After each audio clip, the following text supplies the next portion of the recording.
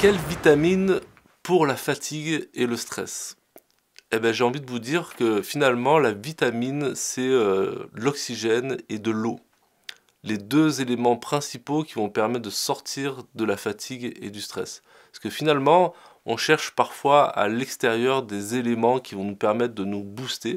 Mais en fait, on ne se rend pas compte que ça ne nous permet pas de réaliser le réel niveau d'énergie dans lequel on est.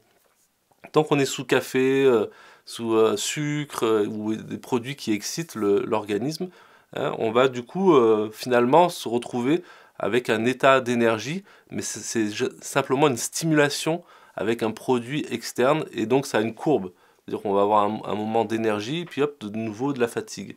Puis on va reprendre le produit, de la vitamine ou n'importe, et puis de la fatigue.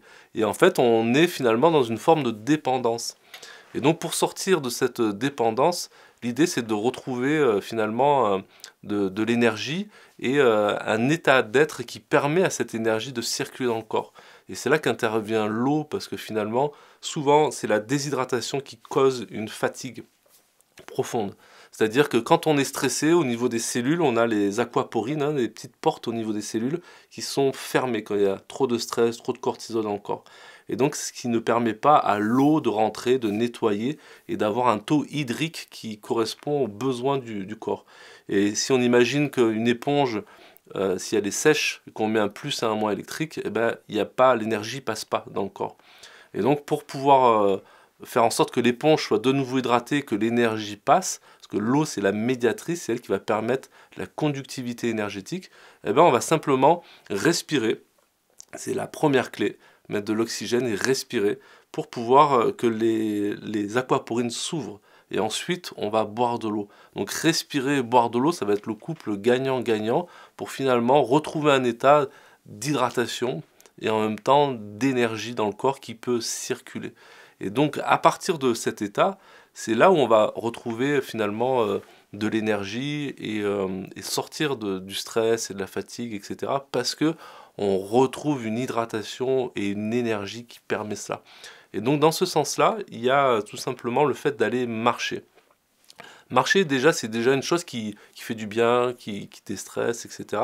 Mais en appliquant deux principes de la médecine traditionnelle chinoise, c'est ce qui va permettre finalement de refaire le plein d'énergie et de faire circuler cette énergie dans le corps, hein. C'est le principe de nourrir et faire circuler, c'est les deux grands principes de la médecine traditionnelle chinoise.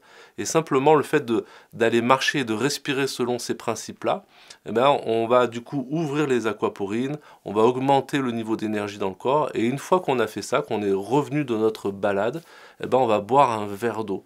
Parce qu'on est dans un état d'ouverture cellulaire qui fait que l'eau va pouvoir hydrater, refaire l'éponge, les endroits où il y a de l'assèchement, où il y a du stress, ben justement, hop, l'éponge va de nouveau être hydratée et se déstresser, revenir dans son état naturel et l'énergie va pouvoir circuler dans le corps.